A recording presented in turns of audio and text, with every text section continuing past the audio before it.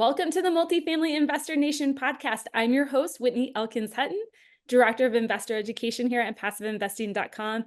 And I'm so excited to be joined today by Ray Glymph. Ray, welcome to the show. Thanks for having me. Awesome. Well, Ray, before we dive into High Street Apartments, 7 units in Morgantown, West Virginia, tell us a little bit about yourself, your background in real estate, and where you're at today. Sure. So my story is from homeless to over 100 plus doors.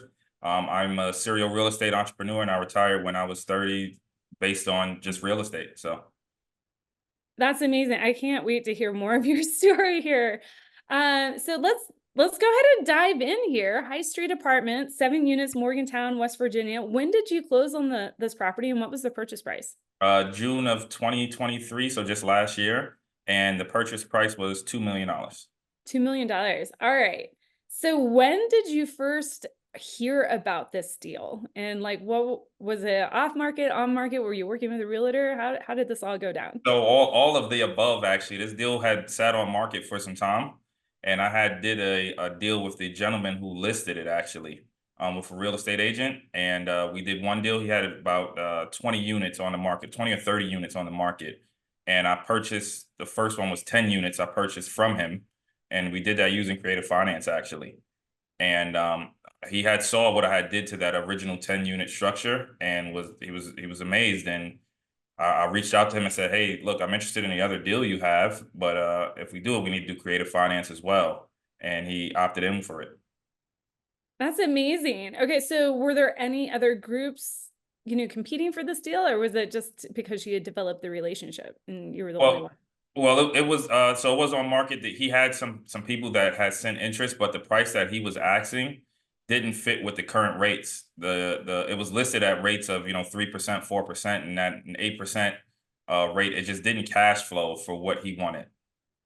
Okay, so you're saying that the price he had it listed at, if the loan rates were at 3 or 4%, deal worked, but rates are much higher these days, deal didn't work. Is that Yeah, correct? correct. Okay. And then the down payment just didn't make sense. By the time you structured the deal with the debt, it was a tough deal to really make sense of the way it was structured.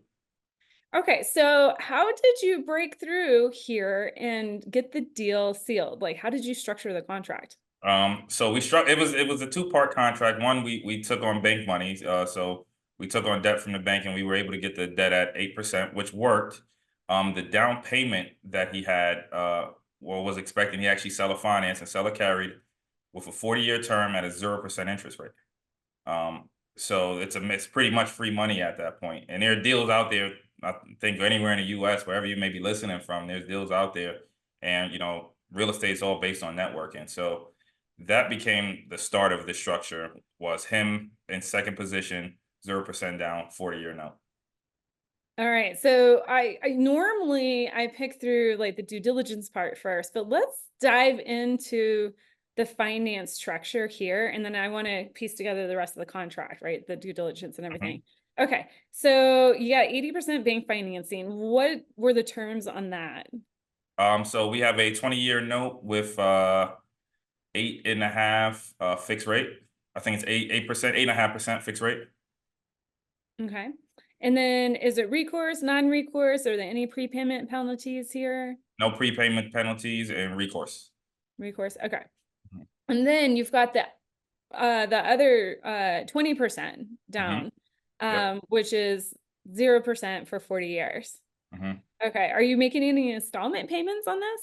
Yes. So we're the way it's structured is we pay $1,000, I believe, a month for this asset to him. And the reason he did that is he was an older, tired landlord. He didn't really want to manage the real estate anymore, and he wanted to give it to his kids, and the kids didn't want it either. So instead of taking the huge capital gains hit all at once, he decided to break it up. Well, and that's what I was going to point out here. I mean, 20% of that finance transaction, if he financed it, it's more like an installment sale to him. So yeah, he's spreading out his capital gains for sure. Okay. So, did you guys go back and forth trying, several times on the structure, or did you just propose it and it was done? No, we went back and forth a little bit. He originally didn't want to do seller finance. I kind of let him know, like, hey, like the market has changed from what you know from 2 years ago or even last year to now. And as the asset sat on the market, it began to, depreciate. The tenants profile wasn't the best. Tenants weren't paying their rent. So it became more of a headache and a nuisance. So over time, we were able to negotiate better on the terms, and he finally agreed to the 0% down. And how long was this negotiation period? It was a year. It was a full year. Oh my goodness. Okay, guys, listen. It can take a while to negotiate a good deal. Okay. All right. So when you guys finally negotiated the deal, what was the term of the purchase sale agreement? Like, how many days did you have for due diligence, to close the financing? Did you have any extensions in here? Any earnest money down? So at that point, we already had a great relationship. So he had saw what I had done with the other asset, and he said pretty much said, "Ray, take your time." And I was able to do my due diligence in a timely fashion, and I did it within a timely fashion. I think we got everything back from inspections, underwriting. We did all that within 30 days.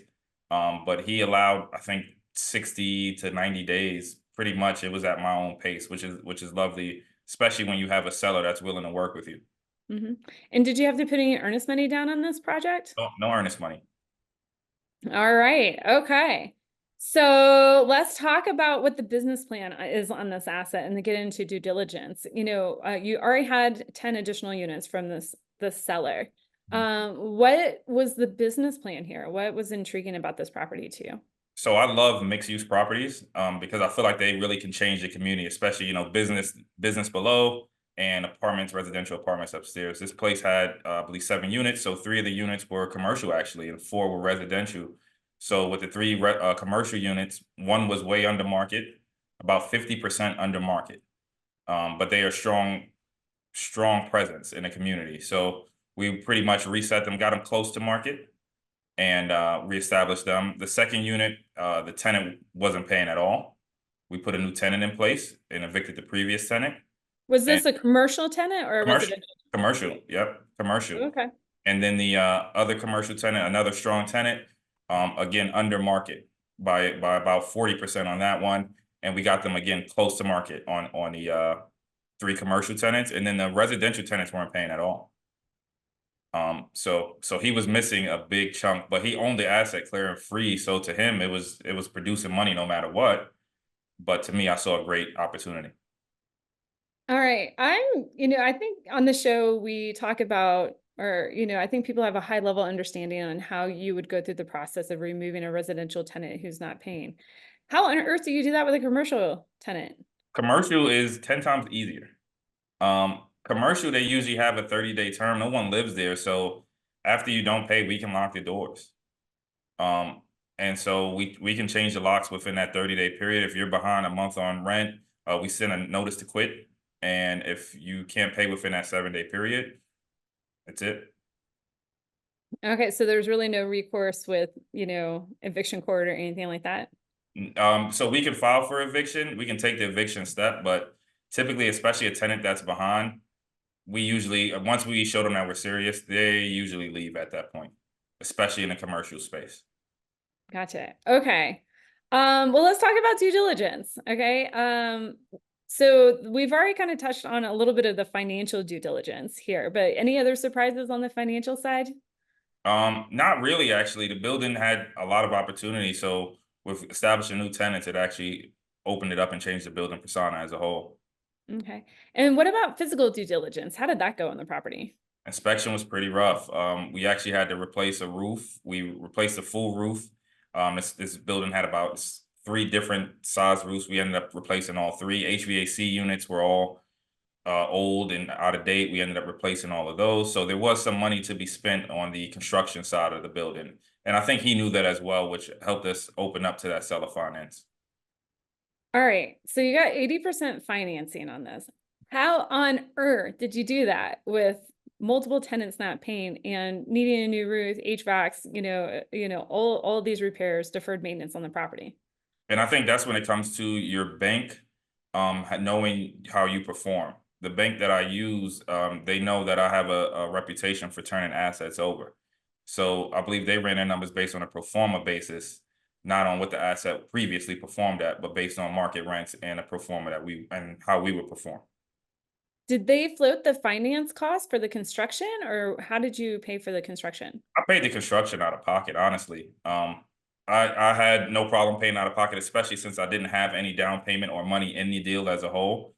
So me paying for the construction just it made sense to me at that point. And how much what was your construction budget? How much did you put into that? So the budget was 120,000, but I think we ended up about 215. Well, what happened there? What inflated the budget? We found some other damage, tenant damage. While we were actually doing one of the rehabs, a tenant flooded the upstairs, and flooded the whole next level. So we had some extra damage there. Intentionally?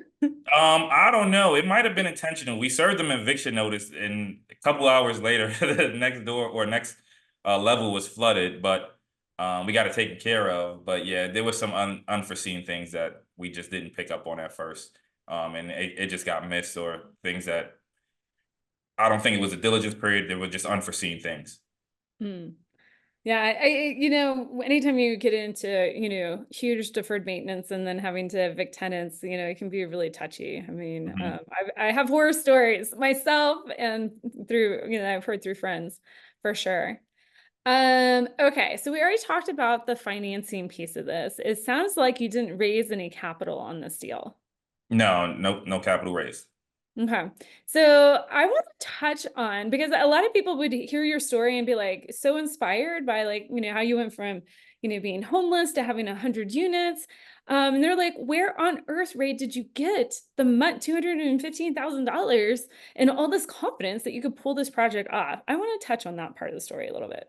Sure, yeah, and that gets to I guess the personal side of it too is I work my butt off. Like from day one of being a youngster to now, I've owned several businesses, and now with my real estate portfolio that I have, we have systems in place. And I think for everyone listening, the systems are really what make and break you. We have strong systems in place, solid financials, and the way we purchase assets works better for leverage as well. So when it came to funding the actual construction of it, it was well within my means. Okay, so it sounds like, you know, through your previous acquisitions, you know, that's, you know, kind of where you're growing, you have scale, you have reserves. Um, so how did you go from point A to that first property? Which point A? Because there's a lot of point A. Well, you opened the show saying that I went from homeless to Yep. 100 units. Like, so, you know, in a, you know, I don't want to say brief nutshell, but like, Yeah. how did you navigate that? Like, you know, some people would be like, oh my gosh, I would never be able to do that. Some people have like a day job right now and they're like Mhm. trying to rub two nickels together and trying to figure out how to get their first property. So I hear that you're a hard worker, Yeah. but any other like specific nuggets that you can drop on the Sure. audience would be amazing. I'll be honest, the biggest thing was sacrifice. I sacrificed a lot. I put a lot to the side. A lot of people were out partying, hanging out. Even the little things of, the Starbucks. We hear so many people say, "Oh, you got to sacrifice your Starbucks or you got to sacrifice the coffee."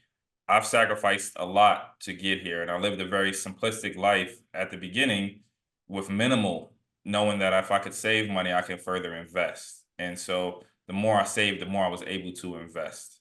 And I think that actually it started from one unit, then to two. I didn't get to 140 overnight. It starts from one to two, and then it went to six, and then it went to 16. And we started to scale like that. It was never just a jump. It started with hard work and sacrifice. I love hearing that because, you know, I think you can have a vision, cast that vision. And I guess I should, before I put words in your mouth, did you have that vision of buying 100 units when you got that first property? Oh yeah, I put my head down in the sand and I just kept working. I was grinding. I knew I said I got to get to 100. I want to get to 100, and that just meant something to me personally. Okay. Yeah. So, and some people are like, they can't visualize themselves at 100. I'm working a lot on mindset and visualization with my daughter this summer. And, you know, casting that vision can be a hard muscle to flex. And I love the fact that you started with just one property and Mhm, then stacked on top of that, like, okay, great, I got the one done. Can I do two? mhm, And then you go from two to 16, mhm. right? That's amazing. You're just building upon it, and then you get that flywheel spinning. How long did it take you to get to 100 properties? About 9 to 10 years, roughly. Okay. You are a 10-year overnight success. Yeah. I love it. Okay. Well, let's talk about since takeover here, Ray. Tell us a little bit like how the last year has gone. Are there any issues that have come up during the takeover process? And we have a couple, some Sure. evictions here. Like, how's this gone? So we bought in a strong commercial tenant, or someone we thought was a strong commercial tenant. They lasted about 60 days. We had to next evict them. The guy, I guess he just disappeared, left the turkey. We never heard from him again. He didn't pay his rent. So that was one of the first horror stories of the building. But things don't always go perfect. We actually have a great tenant now. They're spending about 200,000 in construction and rehabbing the property, which is a great value add for me, and that's why I love commercial aspect of it as well. The other two tenants are still there; they're paying on time, and we have now timely paid rental from the tenants upstairs as well. Some solid candidates and people who call our apartment their home. So we've been able to restructure the building and solidify it. Oh, fantastic. And then how did the tenants upstairs, because we usually focus on the multifamily asset, the Mhm. residential aspect of everything. How did the tenants upstairs like living in a construction zone? So the guys are pretty much they're really quiet when they're working and respectful. We also put like a time limit and pretty much a quiet clause in our leases. So but there is a decent amount of space. I think the tenants have from downstairs to upstairs, they have like about 15-foot, 16-foot ceilings with sound insulation. So that helps. Okay. And I think that for people that are looking at mixed use property, that's kind of a great like little nugget, to insert into your contracts so you can limit the disruption. Yeah. Well, Ray, I've got two questions in wrapping up. What did you find easy during this process that you thought was going to be harder? And then what did you find that was harder that quite honestly you expected to be easier? I'll say the banking process, the financing process as a whole. The bank was very willing to take the seller in second position, which I found not normal. And I think the hardest part was actually the construction of the unforeseen and not dealing with the unforeseen. Those things always pop up in real estate that you can plan for the worst, but there's always something. There's always something. No matter how much due diligence you do, there'll always be something. And it's always a little headache, but once you get over it, you're over the hump and it's usually smooth sailing. Awesome. Well, Ray, thank you so much for spending your time, knowledge, and expertise, sharing that with us here today. If listeners want to reach out and follow you, what is the best way for them to contact you? Instagram at Ray Glymph. I respond to all my DMs and all my messages, so you can get a hold of me directly from there. Excellent. Well, thank you, Ray, again for your time here with us today, and we look forward to hearing about your future deals. Thank you. Thank you for having me.